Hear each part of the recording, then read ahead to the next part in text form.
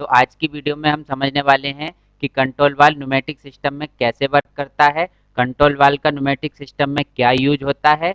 तो आज की वीडियो में हम देखने वाले हैं कि जब कंट्रोल वाल्व न्यूमेटिक सिस्टम में होता है तो क्लोज्ड कंट्रोल लूप कैसे बनता है, क्लोज लूप कैसे बनता है, ये आज हम एनिमेशन के थ्रू समझने वाले हैं।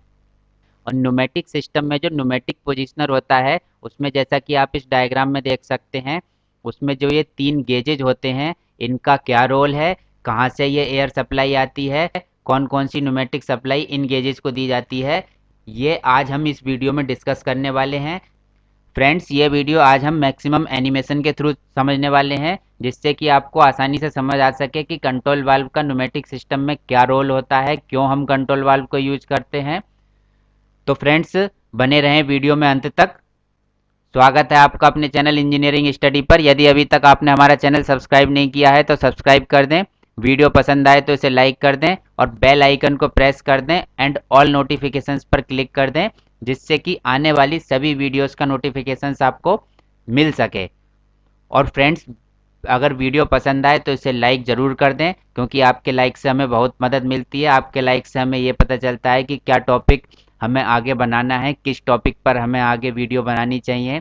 ज़्यादा से ज़्यादा अगर आप लाइक करेंगे तो ज़्यादा से ज़्यादा उस टॉपिक पर वीडियोस बनाने की हम कोशिश करेंगे। तो चलिए फ्रेंड्स, शुरू करते हैं।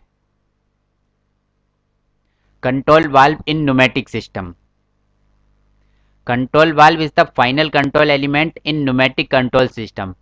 जो न्यूमेटिक कंट्रोल सिस्टम होता है उसमें control valve final control element होता है।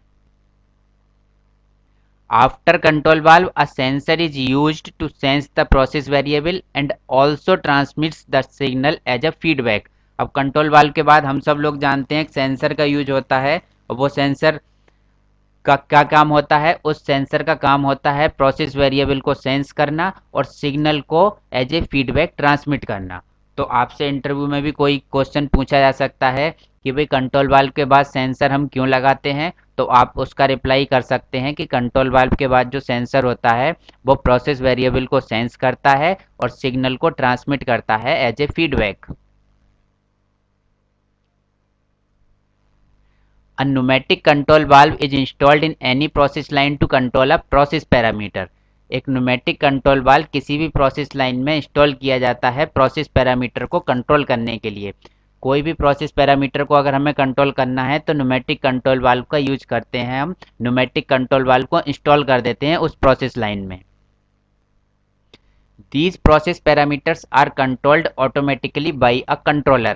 अब जो ये प्रोसेस पैरामीटर्स होते हैं वो एक कंट्रोलर के द्वारा ऑटोमेटिकली कंट्रोल किए जाते हैं। अभी प्रोसेस पैरामीटर्स भी देखेंगे क्या होते हैं।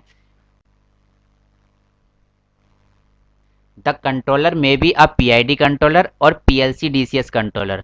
ये कंट्रोलर जिसके द्वारा प्रोसेस पैरामीटर्स ऑटोमेटिकली कंट्रोल किए जाते हैं वो पीआईडी कंट्रोलर हो सकता है या पीएलसी डीसीएस कंट्रोलर हो सकता है।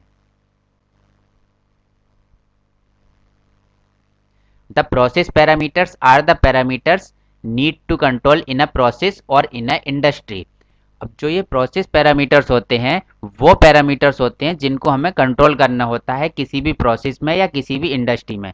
अब किसी भी प्रोसेस या इंडस्ट्री का मतलब ये समझ लीजिए, जब हम कोई प्रोडक्ट बनाते हैं तो हमें डिफरेंट डिफरेंट पैरामीटर्स को कंट्रोल करना होता है, जैसे कि टेम्परेचर हो गया, प्रेशर हो गया, फ्लो हो गया, लेवल हो गया, और भी कई टाइप के पैरामीटर्स होते हैं जिनको हमें कंट्रोल करना होता है।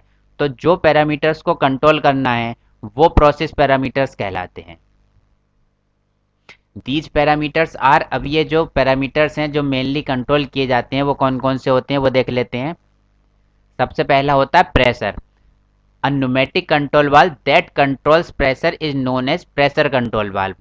अब देखिए, क्योंकि प्रेशर को ये कंट्रोल वाल्व कंट्रोल कर रहा है, प्रेशर जो प्रोसेस पैरामीटर है उसको कंट्रोल कर रहा है न्यूमेटिक कंट्रोल वाल्व, इसलिए इसको प्रेशर कंट्रोल वाल्व कहा जाता है। अब प्रेशर कंट्रोल वाल्व की शॉर्ट फॉर्म अगर बोली जाए तो उसको हम बोलेंगे PCV. P means pressure, C means control, V means valve, pressure control valve. अगला पैरामीटर होता है level. A pneumatic control valve that controls level is known as level control valve. अब जो पैरामीटर जिस कंट्रोल वाल्व के द्वारा control किया जा रहा है वही कंट्रोल वाल्व कहलाता है। जैसे कि प्रेशर कंट्रोल वाल्व के द्वारा कंट्रोल किया जा रहा है तो प्रेशर कंट्रोल वाल्व हो गया। अब वो न्यूमेटिक कंट्रोल वाल्व जिसके द्वारा लेवल कंट्रोल किया जाता है उसको हम लेवल कंट्रोल वाल्व बोलेंगे। लेवल कंट्रोल वाल्व की शॉर्ट फॉर्म हम लिख सकते हैं LCV। L means level, C means control and V means valve. अब आता है अगला parameter temperature. A pneumatic control valve that controls temperature of any process is known as temperature control valve. एक वो न्यूमेटिक कंट्रोल वाल्व जो किसी भी process का किसी भी इंडस्ट्री में टेम्परेचर को कंट्रोल करता है वो टेम्परेचर कंट्रोल वाल्व कहलाता है। अब टेम्परेचर कंट्रोल वाल्व की अगर शॉर्ट फॉर्म देखी जाए तो वो होती है TCV। That means T means temperature, C means control, V means valve, temperature control valve. अगला पैरामीटर होता है flow. A pneumatic control valve that controls flow is known as flow control valve. एक न्यूमेटिक कंट्रोल वाल्व जो flow को control करता है उसे flow control valve कहा जाता है। अब फ्लो कंट्रोल वाल्व की अगर शॉर्ट फॉर्म देखी जाए तो वो होती है FCV। F means flow, C means control and V means valve. तो यहाँ से आप आसानी से समझ सकते हैं कि प्रेशर कंट्रोल वाल्व को PCV कहा जाता है, टेम्परेचर कंट्रोल वाल्व को TCV कहा जाता है, लेवल कंट्रोल वाल्व को LCV कहा जाता है एंड फ्लो कंट्रोल वाल्व को FCV कहा जाता है। मेनली जब हम PLC स्काडा पर देखते हैं कि जब टेम्परेचर कंट्रोल कर रहे हैं तो उसकी जगह TCV लिखा होता है, प्रेशर कंट्रोल कर रहे होते हैं तो उसकी जगह PCV लिखा होता है, लेवल कंट्रोल कर रहे होते हैं तो उसकी जगह LCV लिखा होता है। तो उस PCV, TCV, LCV या FCV का मतलब आप आसानी से समझ सकते हैं कि ये कौन सा कंट्रोल वाल्व है। अब देखिए एयर या न्यूमेटिक कनेक्शन को अब हम समझते हैं कि एयर या न्यूमेटिक कनेक्शन किस तरह से किए जाते हैं। देखिए ये कोई मेन एयरलाइन है, मेन एयरलाइन से सिग्नल आएगा, मेन एयरलाइन से न्यूमेटिक सिग्नल या एयर सिग्नल आएगा। 4 to 20 milli ampere signal I2P converter को दिया जाएगा, जैसा कि आप इस डायग्राम या एनिमेशन से समझ सकते हैं।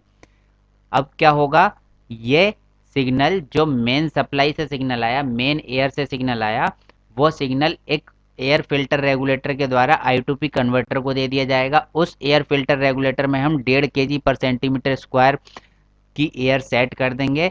1.5 kg पर सेंटीमीटर स्क्वायर का प्रेशर सेट कर देंगे क्योंकि I2P की ये सप्लाई होती है, 1.5 kg पर सेंटीमीटर स्क्वायर एयर सप्लाई होती है, ठीक है। और I2P का इनपुट जो होता है वो 4 to 20 मिली एम्पियर होता है और I2P का जो आउटपुट होता है वो 0.2 to 1 kg पर सेंटीमीटर स्क्वायर होता है। जब आप I2P कन्वर्टर की वीडियो देखेंगे तो आपको आसानी से समझ में आ जाएगा कि I2P कन्वर्टर किस तरह से वर्क करता है।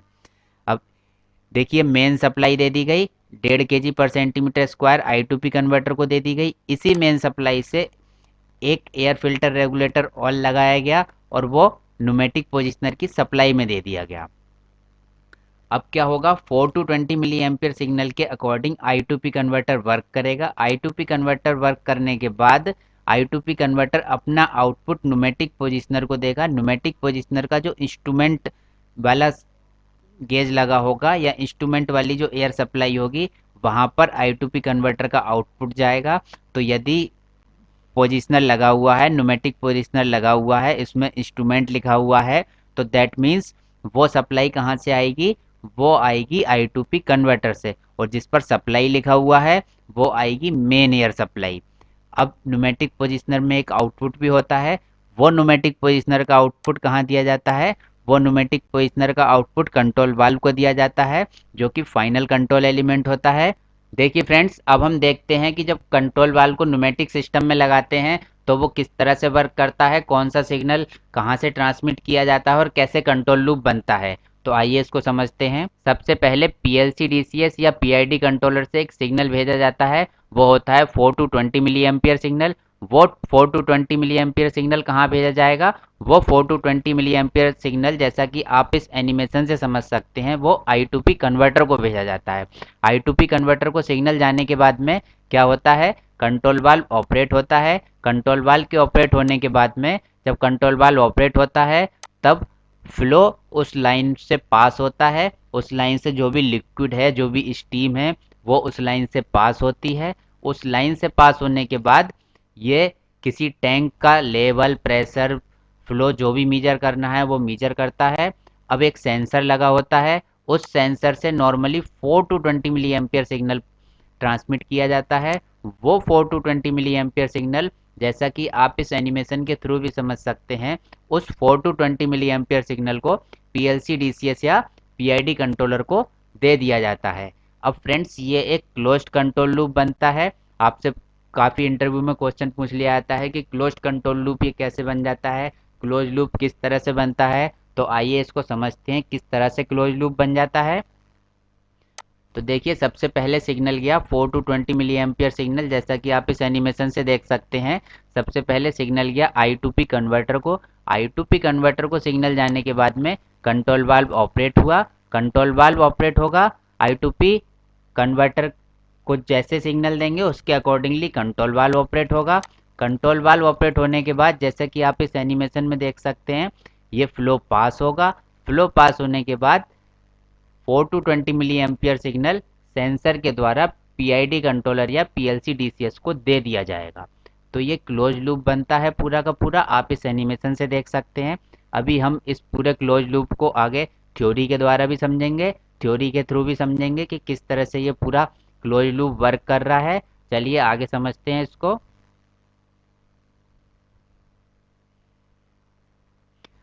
A 4 to 20 milliampere signal is fed to current to pressure converter. Current to pressure converter is also known as I2P converter. जैसा कि अभी हमने देखा था कि एक 4 to 20 milliampere signal I2P converter को दिया जाता है, जिसे करंट टू प्रेशर कन्वर्टर कहते हैं। The 4 to 20 milliampere signal comes from control loop, that means from a PLC DCS और PID कंट्रोलर। अब जो 4 to 20 मिली एम्पियर सिग्नल होता है, मेनली वो कंट्रोल लूम से आता है। अगर कंट्रोल लूम से आ रहा है तो पीएलसी डीसीएस से आ रहा है वो, या फिर किसी पीआईडी कंट्रोलर से भी आ सकता है।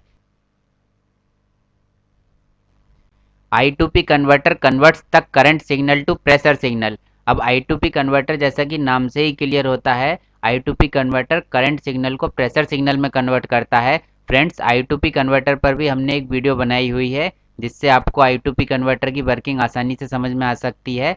तो उसका लिंक भी मैं आपको डिस्क्रिप्शन में दे दूंगा और आई बटन पर प्रोवाइड कर दूंगा, जिससे I2P कन्वर्टर को समझने में आपको आसानी हो जाएगी। I2P converter converts 4 to 20 milli ampere signal to pneumatic signal.